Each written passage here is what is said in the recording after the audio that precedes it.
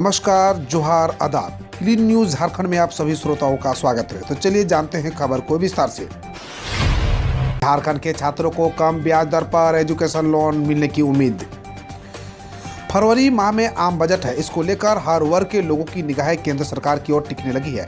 विद्यार्थी भी कम ब्याज पर एजुकेशन लोन मिलने की मांग करने लगे हैं। विद्यार्थियों को सस्ते दर पर एजुकेशन लोन मिलने और पढ़ाई पूरी करने के बाद रोजगार की व्यवस्था की मांग करने लगे हैं। रांची यूनिवर्सिटी के institute of the management studies के विद्यार्थियों समेत संस्थान के निदेशक ने भी आम बजट पर अपनी राय रखी। झारखंड बीजेपी के प्रदेश अध्यक्ष बने रहेंगे दीपक प्रकाश या दिखेगा नया चेहरा। झारखंड प्रदेश भाजपा में बड़ा बदलाव हो सकता है। प्रदेश भाजपा अध्यक्ष दीपक प्रकाश को बदलने की तैयारी चल रही है। पार्टी सूत्रों की माने तो इस पर केंद्रीय नेतृत्व जल्द निर्णय ले सकता है। इसके साथ ही यह चर्चा राजनीतिक गलियारों में तेज हो गई है कि वर्तमान प्रदेश अध्यक्ष दीपक प्रकाश को एक बार फिर से जिम्मेदारी मिल सकती है या नहीं, प्रदेश अध्यक्ष को देखने को मिल सकता है। दीपक प्रकाश वर्तमान में बीजेपी प्रदेश अध्यक्ष के साथ राज्यसभा सांसद भी हैं। गिरिडीह में आदिवासियों का पारसनाथ बचाओ महाजुटान में उमड़ी लोगों की भीड़, सरकार के खिलाफ लगाए नारे।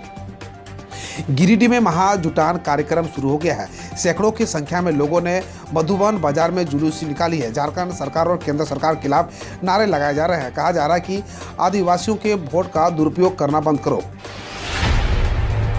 खराब मौसम में भी रांची एयरपोर्ट पर लैंड होगी विमान, लगेगी यह तकनीक, जाने क्या है ये।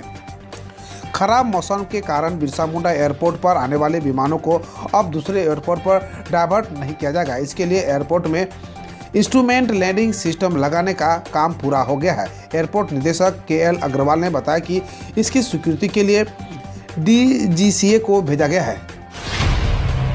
सरकारी जमीन की खरीद बिक्री रोकने की पहल शुरू, प्रतिबंधित सूची में शामिल होगी खास महाल की भूमि। सरकारी जमीन की खरीद बिक्री रोकने के लिए राज्य सरकार नए सिरे से पहल कर रही है। झारखंड सरकार के राजस्व निबंधन एवं भूमि सुधार विभाग ने पूर्वी सिंहभूम सहित सभी जिला अवर निबंधक को पत्र लिखा है। इसमें कहा गया है कि सरकारी वन और खास महाल की भूमि तथा विभिन्न विभागों के लिए वर्जित की गई भूमि की प्रविष्टि प्रतिबंधित सूची में सुनिश्चित करें। सभी जिला अवर निबंधक को निर्देश दिया गया है कि वह वन पदाधिकारी एवं उपायुक्त सह जिला निबंधक से संपर्क कर अगले 15 दिनों में प्रक्रिया पूरी कर विभाग को भेजें। निबंधन महानिरीक्षक चंद्रशेखर ने पत्र जारी किया है।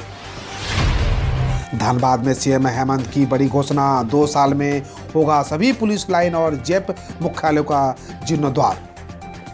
बेहतर सुविधा देने से ही बेहतर सेवा मिल सकती है, इससे बेहतर दिशा भी दी जा सकती है। अगले 2 वर्षों के दौरान राज्य के सभी पुलिस लाइनों तथा जेप मुख्यालय को जीर्णोद्धार होगा, समस्याएं दूर की जाएगी। यह बातें मुख्यमंत्री हेमंत सोरेन ने झारखंड सशस्त्र पुलिस बल के 3 गोविंदपुर स्थित परेड मैदान में पारण परेड समारोह को संबोधित करते हुए कही।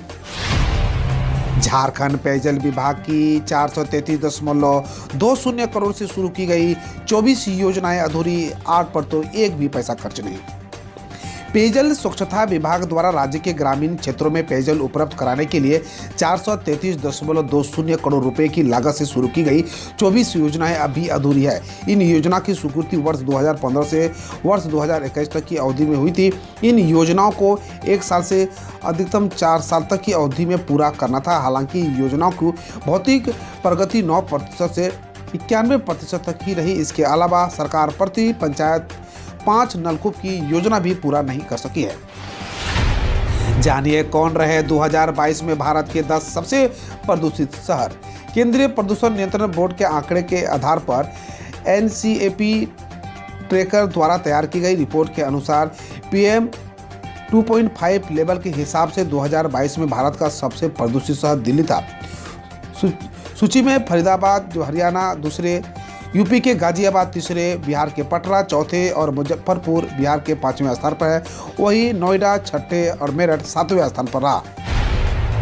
पिलर गिरने से जान गंवाने वाले मां बेटे को परिजन को बेंगलुरु मेट्रो देगी 20 लाख का मुआवजा। बेंगलुरु में निर्माणाधीन मेट्रो पिलर के गिरने से उसकी चपेट में आकर जान गंवाने वाले मां और उसके 2.5 वर्षीय बेटे के परिजनों को Bengaluru metro rail corporation limited 20 lakh रुपए का मुआवजा देगी। BMRCL के MD अंजुम परवेज ने कहा कि मामले में विस्तृत जांच की जाएगी। उन्होंने कहा ऐसी घटना आगे दोबारा न हो सके, इसको लेकर कदम उठाएंगे। तस्वीर में पश्चिम बंगाल में स्कूल के मिड डे मील में दिखा सांप, खाने से 30 छात्र हुए बीमार। पश्चिम बंगाल के बीरभूम में सोमवार को एक स्कूल का मिड डे मील खाने से करीब 30 छात्र बीमार हो गए और मिड डे मील में सांप मिलने की तस्वीर सामने आई है। एक छात्र को छोड़कर बाकी छात्र अस्पताल से डिस्चार्ज हो गए हैं। बकौल पुलिस, अभिभावकों ने स्कूल के हेडमास्टर का घेराव किया और उसके दोपहिया वाहन को क्षतिग्रस्त कर दिया।